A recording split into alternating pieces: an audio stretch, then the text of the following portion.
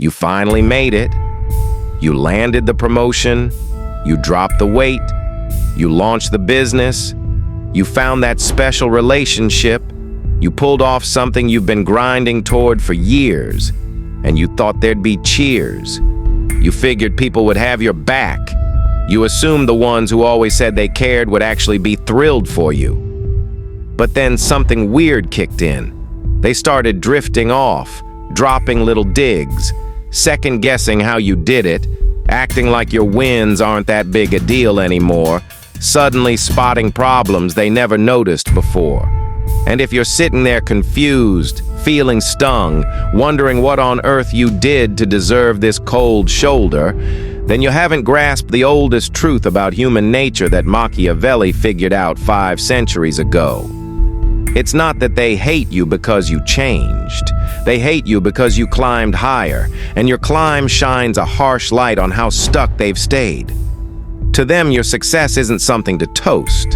It's a silent judgment. It yells that they could have pushed harder, risked more, shown more courage. But instead of letting that fire them up, most pick resentment. Why? Because resenting is way easier than actually changing. Knocking you down feels simpler than lifting themselves up.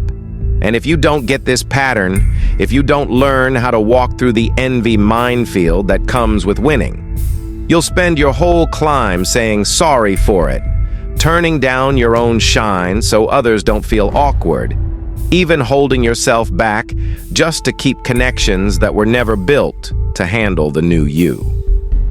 Machiavelli dove deep into envy in The Prince. He saw it isn't some glitch in people, it's built in.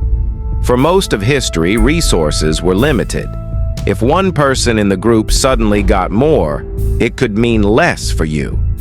If someone climbed the ladder, your spot on it looked lower by comparison. So we evolved to feel uneasy when people close to us succeed. Not far-off billionaires or dead legends. Those don't hit the same. It's the success of people in our circle, the ones we measure ourselves against.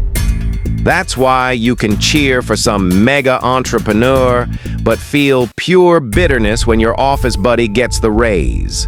The billionaire's world is too distant to sting. But that co-worker, they were supposed to be right there with you. Their jump throws off the balance you'd gotten used to. Now you're not on the same rung anymore. Now you're behind. And that sinking feeling, watching someone you saw as your equal pull ahead, creates a sharp kind of hurt most people can't stand. So they flip it into something less painful. Straight up hate. Here's the key thing to really get. That hate isn't about you. It's about them. It's their own feelings of not enough that your win poked awake. It's the dreams they left on the shelf that your results just reminded them of. It's their past decisions that now look shaky next to yours. You didn't attack them. You just stopped being the reflection that made them feel okay about where they are. Now you're the reflection showing what they're not doing. And most would rather smash the mirror than face the image. Machiavelli got this perfectly. He said innovators make enemies of everyone who thrived under the old system, and only half-hearted supporters among those who could thrive in the new one. In plain words, the people fine with you staying on their level turn against you the second you rise, and the ones who might gain from your new spot won't fight hard for you. They're too busy figuring out what's in it for them. You're lonely at the top, not because no one's around, but because the people from the bottom can't stomach seeing you rise. Think back for a second. When did envy hit you hardest? Was it some random stranger's huge win? Or was it when someone you thought was equal, or even below, you suddenly shot past? Be real. It was the second one. And it felt fair, right? You told yourself they got a lucky break, had insider help, took shortcuts, turned into someone you didn't respect anymore. You built a whole story so you could stay comfortable while dismissing their success. That's exactly what's happening to you right now. They're blind to your years of grind, the late nights while they slept, the scary risks they never took, the consistency they gave up on. They only see the outcome, and that outcome makes them feel small. So they go after the outcome. They go after you. Machiavelli pointed out the main ways they attack. First, they shrink it down. Hey, anybody could have done that. Pure luck. Not even that impressive if you really look. This shrinks the gap your success made. If it's no big thing, they're not so far back. Second, they judge your soul. You've changed. You sold out. You stepped on people. You're not the same person. This does double duty. It makes your win look dirty and lets them feel morally better even though they achieved nothing. Sure, they didn't win, but at least they stayed real. That story guards their pride. Third, and worst, they sabotage. Rumors, pointing out every slip-up, cheering your losses, throwing up roadblocks. This isn't quiet bitterness anymore. This is active tearing down, and it usually comes from people you once called friends. Now here's a tough question. How many of your relationships right now are rooted in shared average? How many friendships started with the same gripes, same excuses, same reason success was impossible? How many talks are just dreaming big with zero moves? Or straight up judging people who actually moved? If you're honest, a lot of them grew from collective stuckness. You bonded over being in the same boat. Comfort came from not being alone in your limits, and now you've broken the silent deal.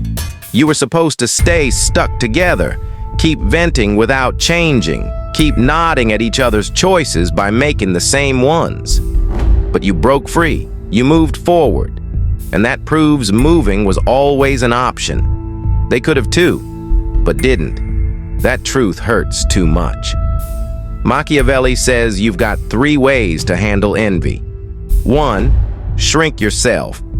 Play down the wins, apologize for rising, get small again so everyone else feels okay. Most people pick this. They win something, then rush to say, it was nothing, just lucky, no big deal. They feel guilty for sparking envy, like other people's feelings are their fault. That guilt pushes them to self-sabotage. They quit chasing more because every new level brings more distance and more hate. They stall, not because they can't go further, but because their circle can't handle it. That's heartbreaking, letting someone else's ceiling become yours. 2, fight back. Prove you're worthy. Explain every hour you put in. Justify everything. This flops too. Envy isn't logical. You can't argue someone out of it. The more you defend, the more you show their words can hurt you, and that hands them control.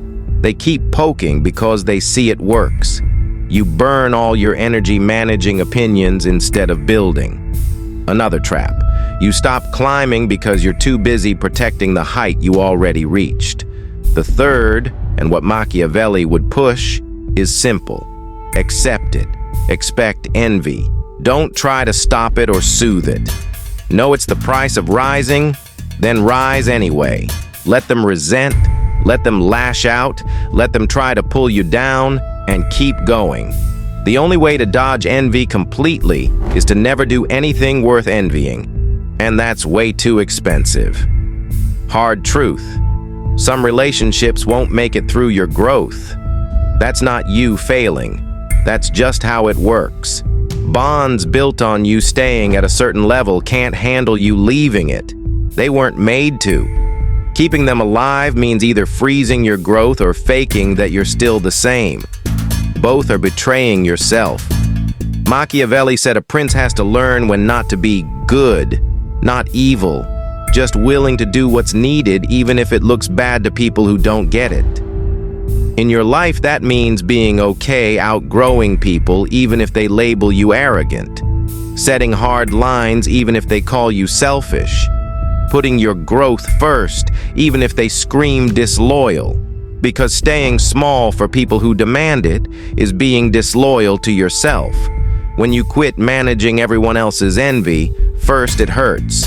People leave, friendships fade, family pulls back. It feels like proof success makes you lonely, like maybe you messed up. But push past that pain, and something amazing happens. New people show up, people who are climbing too, people who cheer your wins because it doesn't scare them. People secure enough in their own journey that yours doesn't feel like a threat. People who give honest feedback and real support because envy isn't driving them. Those connections feel completely different. They're built on mutual respect, not shared limits. They push each other higher instead of comforting stagnation. They're fueled by common drive, not common complaints. Once you taste that, you realize what you lost wasn't worth much anyway. Machiavelli also knew envy isn't one size fits all. Some people just resent you flat out. They'll never be happy for you. They'll cheer your losses and brush off your wins. Cut them off clean. No explaining, no winning them back, no energy wasted. They're not confused. They're choosing to reject your value. Others are torn.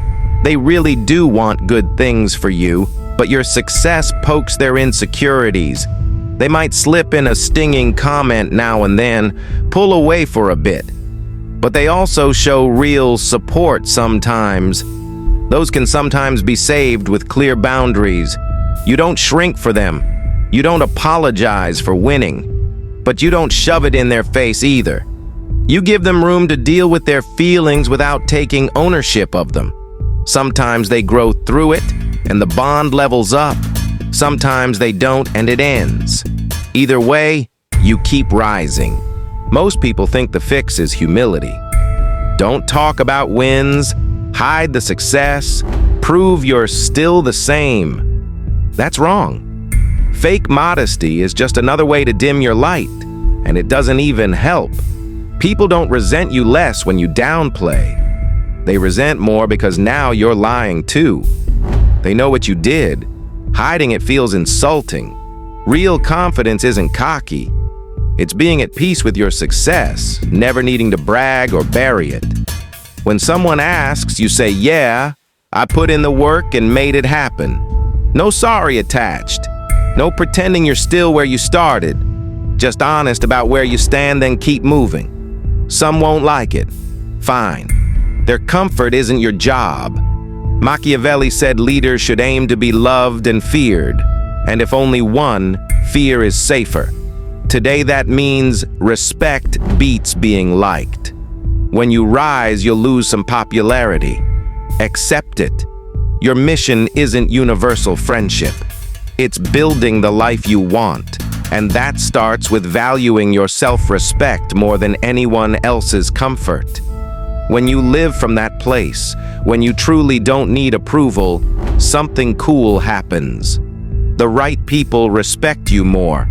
The wrong ones expose themselves quicker. You stop wasting years propping up connections that were doomed the second you outgrew them. Now about that guilt you're probably carrying. You feel bad your success stings people. You feel bad your moves make them question theirs. You feel bad just existing reminds them of what they haven't done. That guilt pushes you to shrink, to apologize, to somehow win without bothering anyone. Let me be straight. Impossible. Your success will always touch something in someone. Always. You could be the kindest, most humble person alive, and someone will still resent you for having what they don't. The problem isn't how you act. It's their relationship with their own potential. And you can't repair that.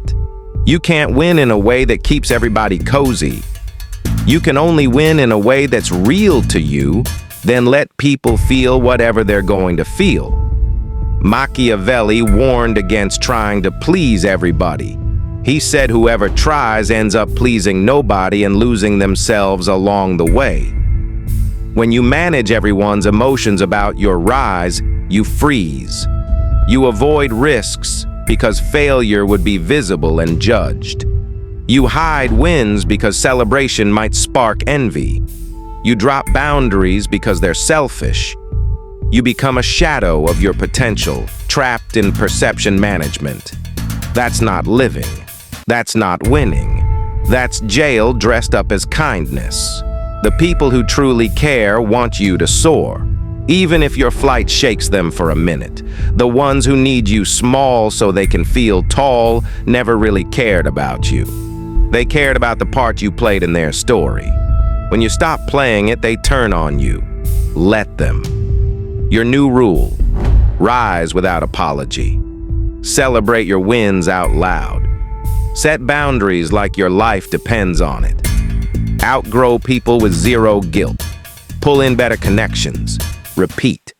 Every new level brings a fresh wave of envy. Count on it. Every big win gets minimized by someone. Let them. Every time you protect your focus with a boundary, someone calls you changed. Nod. You are changed. You grew. Growth always leaves things behind. That's not sad. That's how it works. A caterpillar doesn't say sorry to the other caterpillars when it turns into a butterfly. It doesn't dull its colors to make the ground crawlers feel better. It spreads its wings and flies. You'll have to do the same.